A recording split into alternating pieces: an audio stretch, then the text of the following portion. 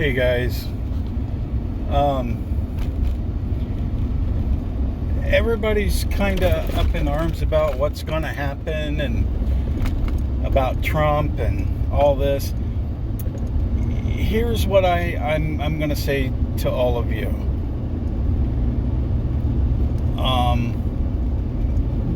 God has this. Stop dwelling on it. Stop worrying about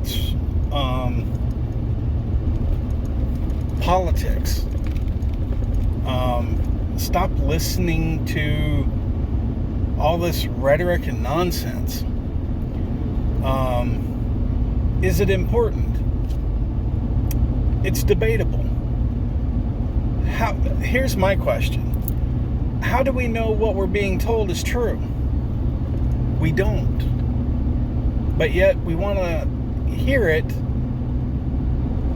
Somehow that's going to make us feel better. I don't get that.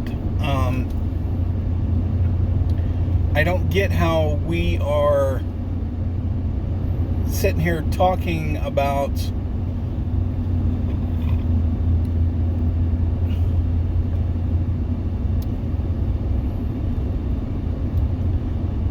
things that are, I'm not going to say they're not important, but they're not top priority right at the moment. And if you ask me how's that not top priority, I would have to say I think the top priority is you have somebody in office that can't string two sentences together. When he was asked about Trump saying he was a political prisoner and gave this really creepy grin, I would say that's a big problem. Trump being convicted of a felony that's going to be overturned, I can almost guarantee it. I have faith in God. I'm almost positive God's not going to let that happen.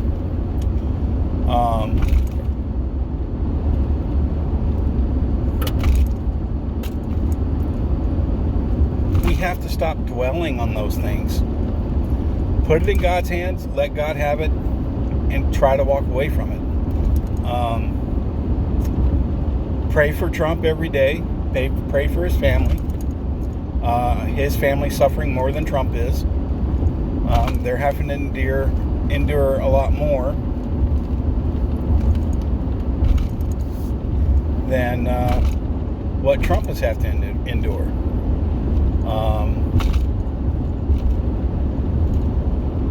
So I'm not going to go into the politics of everything. I'm not going into the cases. I'm not doing that. If you want to get into it, go look it up. But we need to focus more on a financial reset that's coming. We need to focus more on what we're going to do as a nation against this tyranny, and how we're going to hold everybody accountable that has done these things, down from the meter maids all the way up to the presidents. Now, is Trump not guilty of certain things? I don't know. I don't judge people. A lot of people say that Trump should be in prison right now for war crimes and all these other things. I don't know what he's done behind the curtains. I don't know. Most people don't know. They're just assuming. So I take assumptions out of the equation, and if I don't know, I can't make that claim. It's that simple. But you have people out there that are so set on themselves, thinking that they're right and no one else is, and because they talked to two people and those two people agreed with them, so therefore the whole world has to agree with them. It's just crazy nonsense right now. I would stop listening to a lot of stuff out there. I would listen to more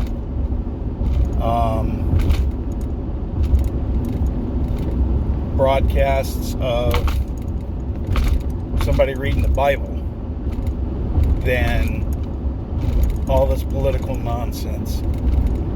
Because, am I saying it's not important? I'm not saying that. Understanding what's going on in your government is important, but when the government is this far gone, there's a time you have to just walk away from it.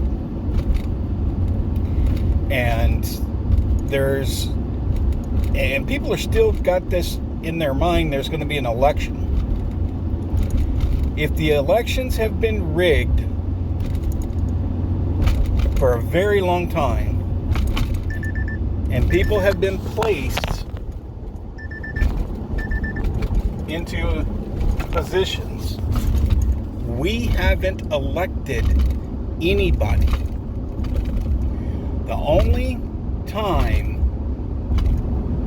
that our votes counted was 2016. They tried to push Hillary Clinton into office. The votes trumped her. Okay? It was such a landslide, they could not cheat to win it. They thought they could do that. They misthought. Why do you think 2020 was such a bigger landslide than just a few thousand?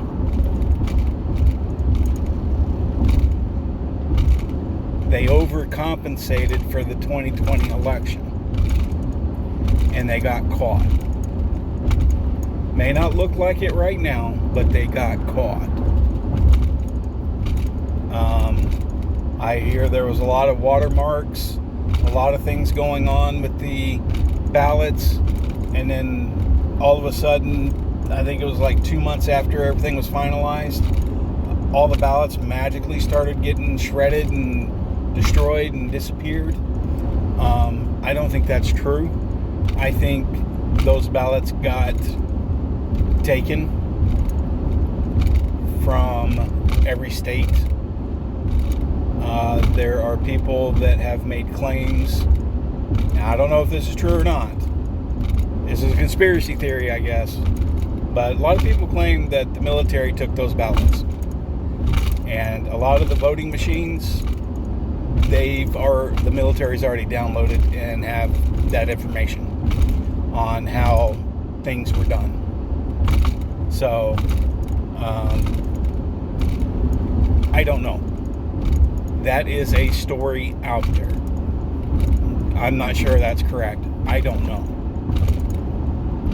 But here's what I will say. God will straighten everything out, okay? He will. We need to prepare for the financial reset. We need to prepare that if there's a blackout, we have food, water, have a way to survive in the heat if you don't have a way to, because there may be a time where the temp outside is going to be 95 degrees and you may not have power to keep yourself cool.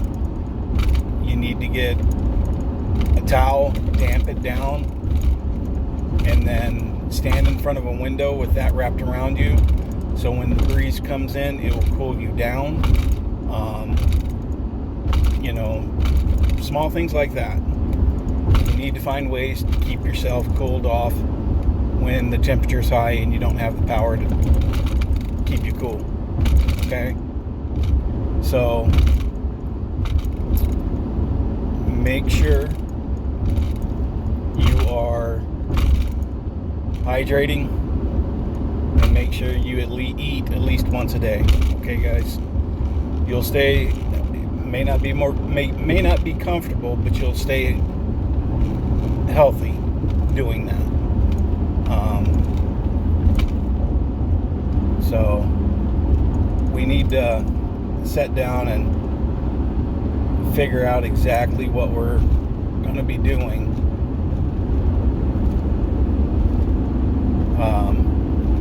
when all this takes place. Because when the blackout happens, I'm going to be sitting back singing and rejoicing and glad that God's stepped in. So that's what I'm going to be doing. I'm not going to be out there freaking out, flipping out, and acting crazy. So we'll cover it when that happens. And during the blackout, I'll make a video. I'll try to make a video every night and tell y'all what's on my mind, things like that. But yeah, you guys be safe. Take care of yourselves. And become friends with your neighbors. Because you never know. You may need them, they may need you. You never know. So just try to be kind to your neighbors. If you see there's an issue, try to work it out. Okay? I understand some you just can't work out. Some just don't want anything to do with you. I get it. But the best thing you can do is still be nice as you can. And maybe you can chisel that ice off their heart some other way. I don't know. But be as kind as you can. But everybody has their limit. I get it. I have mine. So